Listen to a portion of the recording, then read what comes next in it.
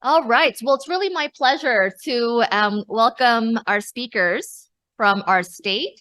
As you all may have heard, we are preparing to launch here in Colorado the nation's first voter-approved paid family and medical leave program.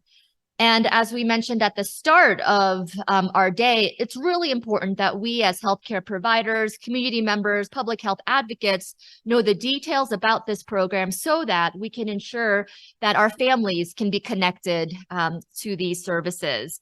And so with that, it's really my pleasure to welcome Tracy Marshall, who is the Division Director of the Family and Medical Leave Insurance Program, as well as David Galligan, who is the branch manager of the program. And they will provide an overview of the program and hopefully have some time for questions from the audience.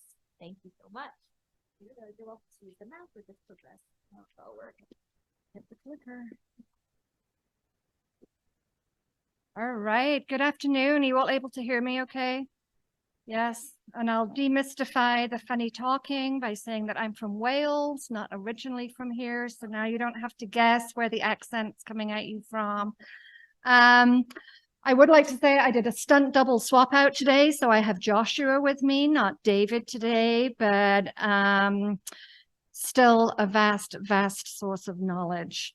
So as I was just introduced, so I am Tracy Marshall. I serve as the Division Director for Colorado's Paid Family and Medical Leave, but by education, trade, and training, I'm a nurse. I've been a registered nurse for 30 years. I spent 8 years in the neonatal ICU at Rose Medical Center. You are my people.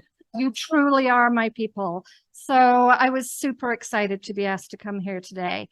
I transitioned from bedside nursing about 10 years ago at the requirement of my spine and moved into case management, and then somehow found myself working for the state. So don't hold that against me, but do know that I hold very near and dear to my heart the work that all of you are doing, both as family members for our NICU babies and for caregivers for our NICU babies. So thank you for what you do.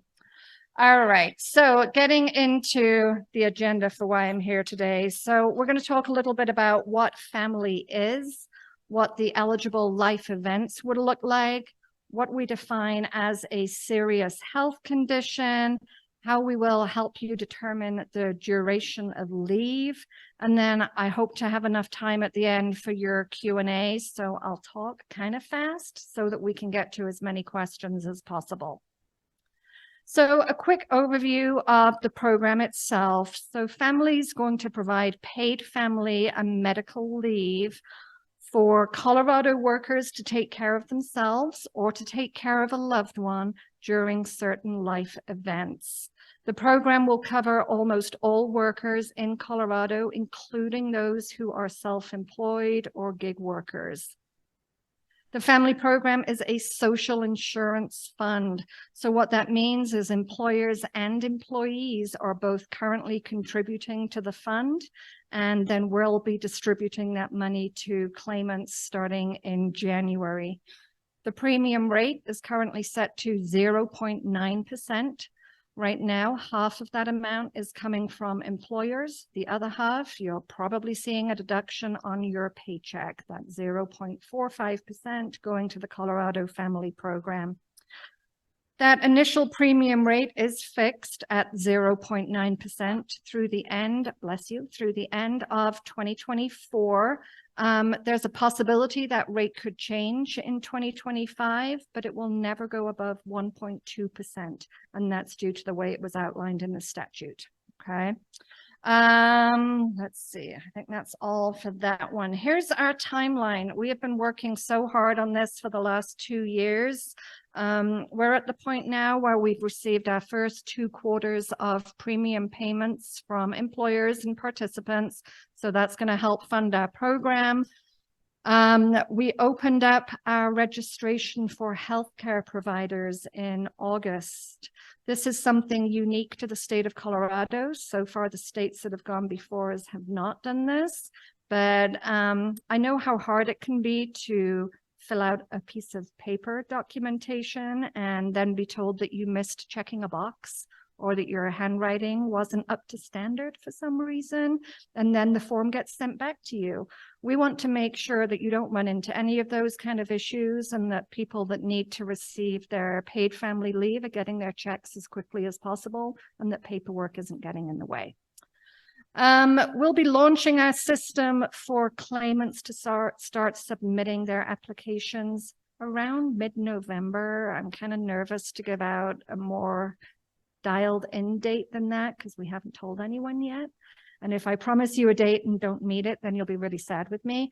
So let's just say mid-November, but be aware that those folks that are having their babies now, they're going to be eligible next year until baby turns 1. Okay, so they can take that 12 to 16 weeks of leave anywhere up until baby's first birthday. Okay, so those payments will start to go out, as we said, January 1st of 2024. So a quick look here at what the different life events are that qualify an individual for family coverage. So again, it's caring for that new child for the first year after birth or adoption or placement, whether that's through foster care or the court system if needed. To care for a family member with a serious health condition. That may apply to your patient population if maybe an aunt or a grandparent is going to be someone in a supportive role when baby comes home, if that infant has a serious health condition, okay? We also will cover things like preparation for a family member's military deployment. We have a leave coverage for that. And again, somewhat unusual and fairly unique to the state of Colorado is something that we're calling safe leave. That's for people who are impacted by intimate partner violence, stalking, sexual assault, any of those things. Again, they would be eligible to take up to 12 weeks of leave. We're not going to be asking for police reports or any kind of traumatic detailed information. It's going to be a fairly non-complex process for that group of individuals. So what is a serious health condition? We have to be guided by the law here, not necessarily by medicine, but the way that the law sets that out for us for family is an illness, injury, impairment, pregnancy, recovery from childbirth, or a physical or mental condition that involves inpatient care in a hospital, hospice, or residential care facility, or continuing treatment by a healthcare provider. The way, again, the statute was written for Colorado, healthcare providers do include registered nurses. They include midwives, social workers, case managers. So long as you're licensed within the state of Colorado, you will be a healthcare provider and can complete the documentation for your patients' families. As far as defining a childbirth complication, yeah, the law doesn't. It really doesn't. That's going to be on your best clinical judgment. It's not up to us as a family division to decide this. We're not going to go against what your recommendation is, but you will need to provide that additional information about how this is a complicated childbirth. Okay, maybe just the fact that infants in the NICU, if, you know, preterm labor, whatever it may be, right? It may be that they qualify fairly easily for that additional 4 weeks to take them to 16 weeks of leave. How about relatives applying for family leave? Essentially, yes, they can. So caregivers who are not the birthing parents can also apply for the leave. If you have a patient's family member applying for family leave to care for your patient, you will be asked to fill out that serious health condition form for the family member. A group that we get asked about a lot is grandparents, because, you know, grandma. And the grandparents of special needs babies can certainly get family leave if they're going to be helping care for that little one. So, you know, if you think about it, mom may be able to take 16 weeks. Right after that, dad may be able to take 12 weeks. Right after that, Grandma Joe can take 12 weeks. Then Grandpa Paul can take 12 weeks, right? There's the potential to have that family support in place for a long period of time if what the infant is going through is requiring that. Okay. I love all the head nods going on. Isn't it cool? It's so cool, right? I'm like geeking out over this stuff. I love it. All right. Let me see. I mentioned a little bit ago about the healthcare provider portal. What we're asking you to do is go in and register in our portal. I promise it won't take you any more than 15 minutes, if that. There's a few reasons that we're doing this. The one that I mentioned earlier about nobody wants to be carrying around a piece of paper with no idea what the weird stain on it might happen to be.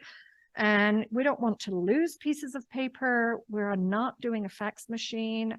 Over my dead body, will we ever have a fax machine, right? So we're going to be doing this with real modern technology to get people payments as quickly as possible. Another reason that we're doing this, we need your help to prevent fraud, to be perfectly frank, right? Other states have seen fraudulent claims with fraudulent medical documentation. We want to protect your licenses. We want to protect your credentials. And we don't want people saying that you approved them to take time away from work when you didn't. Okay, so that's another reason why we're asking our healthcare providers to register. Okay, let's see here. Once you've created your account in our system, you will be prompted to complete your healthcare provider verification. That's basically going to be you uploading your state license. So whether that's come from DORA or another agency that you're licensed under, that's what it's going to be. It's not a screenshot of what you see on the computer when you pay your couple of $100 every 2 years. It's not that we're looking for. We're looking for the picture of your state sealed license. Okay. We'll do a quick verification process behind the scenes in partnership with DORA, and then we'll be good to go from there. This is kind of a rough idea as to what our form will look like if your patient's not able to register in the system for some reason. Maybe they're choosing to do everything by paper. Maybe they don't trust government technology, because some people don't, and that's fine. Then they will have the option to do this the old-fashioned way with paper and a stamp and mail it over to us, or they can do it with downloading a piece of paper and then sending that to us electronically if they feel that's safer for them. The paper form that you'll receive is going to be set up exactly the same as the online form. We're committed to keeping it as short and easy as possible to, again, reduce those barriers. Our colleagues in Oregon just released their program a few weeks ago. Their form is 16 pages long. Your form will not be 16 pages long. Okay, I promise. Couple of pages, 3 at the most, probably some of the legal beagle stuff that we're required to put in there, but we're going to keep it to only what we need and nothing extra. Okay. Again, we're not going to go through all the different steps in our short time together today. Just know that our website has user videos out there, how-to guides, everything you could possibly need to help you navigate your way through this. We're going to try and provide for you. It's all available in English and in Spanish. So make sure if you need the Spanish option that you're utilizing that too. Let's see, I was ahead. There's the videos. But anyway, the videos are up there and utilize those however you need them. Essentially, we really do want to hear from you. If there are other groups or organizations that you participate in, if you work in hospitals, birthing centers, wherever you may be, and you need us to come in and help support your providers, if you need us to come to your monthly staff meeting, if you just need to spend 10 minutes bugging us with questions, please do. So we're very committed to getting out into the community and helping everyone understand what the program is and how it can benefit your patients and you.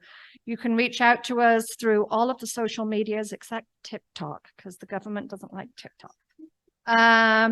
We have our website, family.colorado.gov, a whole host of information up there. That is probably the best source of the truth. It's probably more up to date than I am. And it's, you know, we really do keep that information accurate for you. We have a call center. They are the most wonderful, lovely people in the world. You're welcome to call them. They're open 8 till 4, Monday to Friday. They are our staff trained by us. We're not outsourcing this to some remote, bizarre place you've never heard of. These are our people and they will take care of you. I think that's probably the last slide and we will take your questions. And that's why I brought Josh with me. But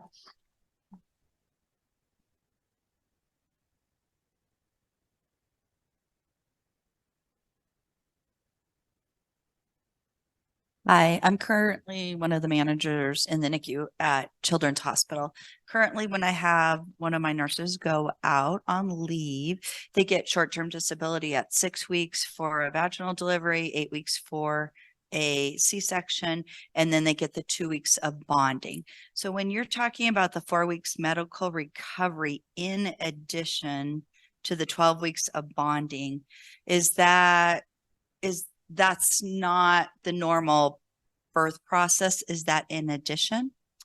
so I can't say what Children's Hospital is choosing to do with their benefits program, okay. right? They have several options. One of the most popular options out there right now is that paid family and medical leave will pay concurrently with short-term disability. So let's say your short-term disability plan is maybe 60% wage replacement. Yes, 6 weeks. Let's say that paid family and medical leave would get you 30%. You can top up your paid family and medical leave with your short-term disability if that's something that the hospital is choosing to offer for you. That's one possible option. Another option may be that you take your short-term disability.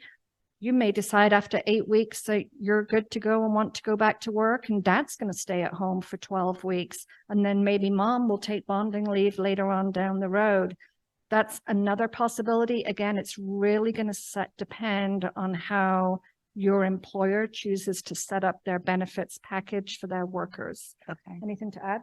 I'll add the 12 weeks is for all of our leave types. So you don't get a 12-week bucket for bonding. So if you're out for pancreatitis or something and you take 6 weeks, you only have 6 weeks left to bond. So people are confused. You don't get an automatic 12.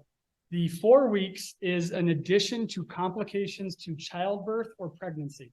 So everybody will get the 12, but if a doctor or medical provider says, hey, there was a complication before or after birth, you give us a reason, they can get up to an additional 4 weeks. So if they only had like 2 weeks of bed rest, that's extra 2 weeks, and then they still have their 12-week bucket. So that's where misinterpretation is. And then like Tracy said, with short-term disability, it's totally up to the employers how that's going to work. We hope it will be like Tracy said, kumbaya and pop up and work like that. Okay. Does that help? Yes. Thank you. I had a question. So to clarify, it sounds like this program is very flexible, depending on the needs of the person who needs ongoing medical care or the care of the family member. So for instance, for a newborn, how many people can take leave at the same time to care for one family member? So for instance, for our, say, a few of our NICU graduates that go home, they may be very medically complex. And so both parents may need to be there at the same time. And so can they both take off for 12 to 16 weeks? Yeah, absolutely. They can double up and throw in grandma to the mix too if you need to. You truly can. We're not going to be doing a head count tally of how many people are at home taking care of baby Jane. We're not going to be doing that. We don't have time for that. But if it's necessary, and if that's when they're choosing to use that 12-week bucket, then that's certainly going to be up to them to do that. I'll add a little something. So with the bonding part after childbirth, that's for parents, that's biological, whatever. So that's more defined to the people that gave birth. Care of a family member, that's when we open up that definition. So if there is a medical need, that's when grandma, stepdad, son can come in and all take leave at the same time for the same child. They would just have to get their own forms done, and technically their employers would have to manage. Now, if they all work with the same employer, there might be an issue, but we're not managing that part. We're just doing it. I have two quick questions. One is the leave per child. So if you have multiples, is it still 12 weeks or is there Yeah, we don't give bonuses for triplets, unfortunately. This is my So, pitch to Yeah, double no. up. Anyway. And I've heard that pitch too, and I get it, but right now it's not in the statute. Gotcha. My second question is for those who are self-employed and have variable income, how are you deciding what what that value is or what the dollar amount is if they have a variable income? So those that are self-employed, independently employed, gig workers, multiple jobs, all of those people are eligible. You'll be reporting to us, or they'll be reporting to us what their earned income wages are. And then it's done on a sliding scale calculation from that. The maximum somebody can receive is $1,100 per week. That is currently capped out based on Colorado's average weekly wage and the Social Security wage cap. So $1,100 per week is the max. But again, that sliding scale, people may see more or less than that. Is it depending on what they're averaged earning. over a certain number of weeks or months, like the previous X number of time? It is. There's a horribly complex calculation that goes into all of it. It's essentially your highest earning quarter out of the prior 5 quarters worked. So if, let's say that somebody had worked full time, had a, great steady income, and then for whatever reason had to decrease their income, they couldn't pull the overtime anymore, whatever it may be, that high income period would be their highest earning quarter for the prior 5 quarters. So they would eventually benefit from that. So it's mostly a good thing.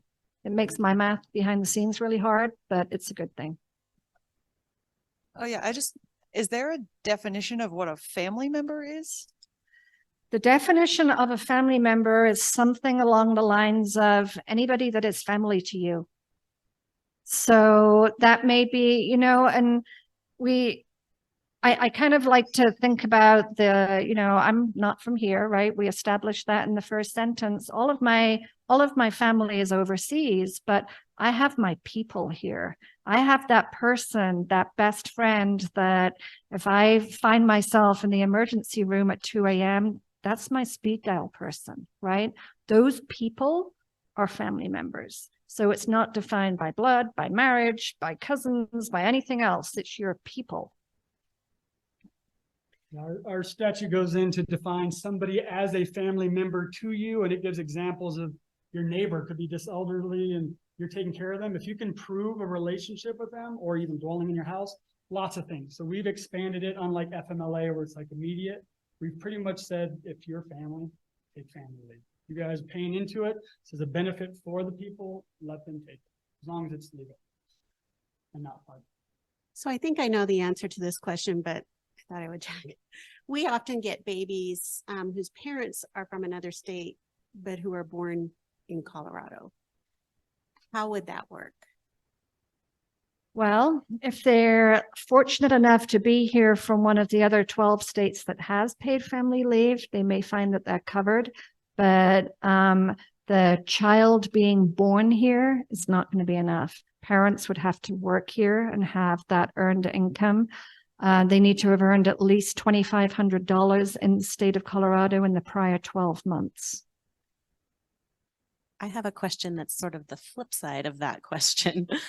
So my family is out of state and my dad had a bad accident a couple of years ago and I went to go help him. Would I be able to use this leave to care for my family in another state? Yes, or another country, right? So I can go back home to Wales if something happens to my parents, right? And my time away from work would be covered because I'm a Colorado worker and they're a covered family member to me. So that would be fine too. Paperwork could get a little bit tricky, but that's okay. It's an eligible covered leave. We would just need to make sure we're working with providers. Yeah, the provider part has to be within the US. So Colorado, we say licensed in Colorado. Nationally, they can be like registered or licensed. So it's the way our statute is written. We've opened that up. So you got to have an NPI number. But as long as you get your paperwork filled out by a doctor here, get approved, go take 6 weeks and go to England and spend that with your family. But as long as you are the one and we're a Colorado employee, and you have to have a job because we're a wage replacement. So if you're unemployed, it doesn't work. So you have to be taking leave from a job to begin with. question. Question. I had a question about acting as the certifying physician on the form. I'm a pediatrician and neonatologist, but often I have moms ask me to sign forms for their medical condition. And although I might be knowledgeable about them, I'm not necessarily their treating physician. So in that case, would I only be able to sign the form to say that the child needs care and not necessarily that the mom has a medical condition that qualifies her? We would accept either. So you can, if you're around the mom and you're fully aware that she just birthed the child that you're taking care of, you're good to go. Good to go. All we pretty much need is an ICD-10 code, at least one. So as long as you can put, whether it's normal childbirth or condition, and support it with your license, you're the one signing that there's a medical necessity. So your license is what's on the hook. So if you're comfortable doing it, absolutely. But we're not going to cross-reference whether or not you're board certified in that skill set. We don't have time for that. So we're gonna trust and verify when needed, but we're going to give you the autonomy to do the paperwork for your patients. And I'll add, when we're talking about the portal, so the way it works, if you go in and get registered and are verified, when they go to file a claim, your name will be able to be selected from healthcare provider. So if they see you, click you, now that paperwork goes in our secure portal into your inbox and says, hey, you've got work. And then you get to look at it. Do I know this person? Yes or no. You can always reject it. If you open it up, it's a digital form. You have to fill out all the fields, click submit, boom, it comes to us, and that will be done magically in the middle of the night, and we can get stuff done. Now, if you're not verified, that's when they have to print off this form and come to you with the paper form. So no matter what, we can get them done. But the idea is to get everybody in the portal, do it electronically, fast, secure, and stuff like that. So that's where we need your all helps and all the other providers to get the word out. And there are flyers at the back of the room with handy dandy little QR codes that will take you directly to our website. I would encourage you, take a stack of those. Take one for your friends, give them out at, parties, whatever you need to do. Just anything to get the word out, right? It's no good to anybody, me sitting there holding on to a huge big bucket of money and not being able to give it to people. So we need to find a way to efficiently get it out to people. And right now we're requiring individual healthcare providers to come in. We're looking to have maybe like a system admin to come in and add, but right now we're trying to get this out as fast as we can. So for now, you have to register, but then you can add delegates to the account. So if you're at a clinic and you have assistants or office staff, you can add them and they will see all the stuff you get. You have the power to remove those delegates. There's no limit, but you have to go in first, set up the account, and then add people. Hopefully soon next year, we're looking, like I said, that admin or the group in, but that's what we got right now. No, we've got a question here. Yeah. So my question is, what kind of limitations are there from a use standpoint? So is this once a year? Is this as many times through the year that you need? And then how is this all taxed? How does it managed on a tax return at the end of the year from an income standpoint? The dollar amount that you gave as a weekly limitation, is that after or before taxes? So I'll start with the first part of your question because I'm going to avoid the tax one as long as possible.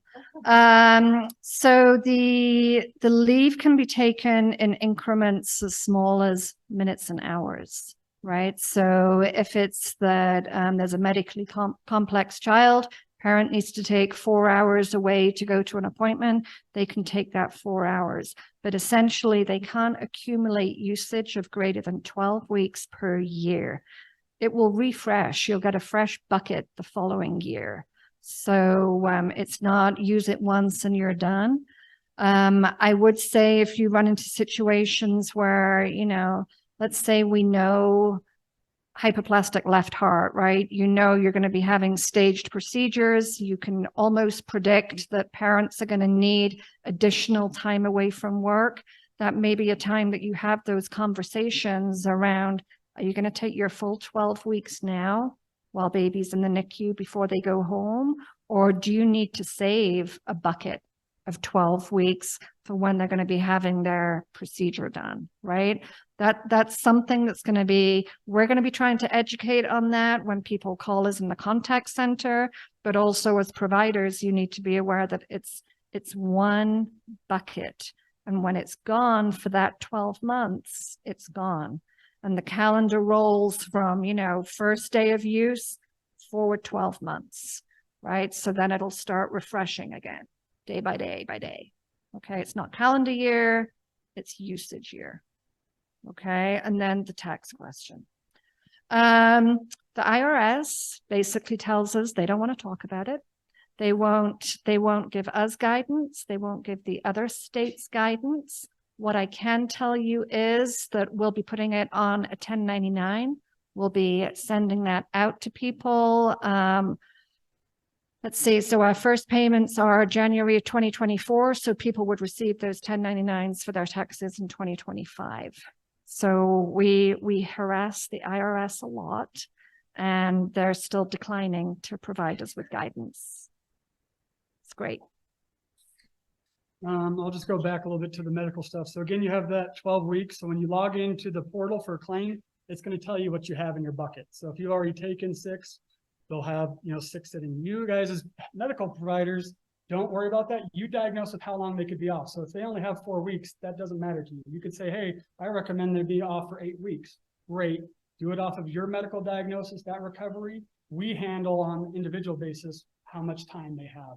So you don't need to know any of that. You base it off of your diagnosis, treatment, whatever, then they'll come to us. So again, they blew out their kidney and they have no time to bond. That's on them. You had your 12-week bucket to use for what you see fit. So that's the thing, is your time, use it for any of those leaves, but once it's gone, until that next year, you won't get any more time back.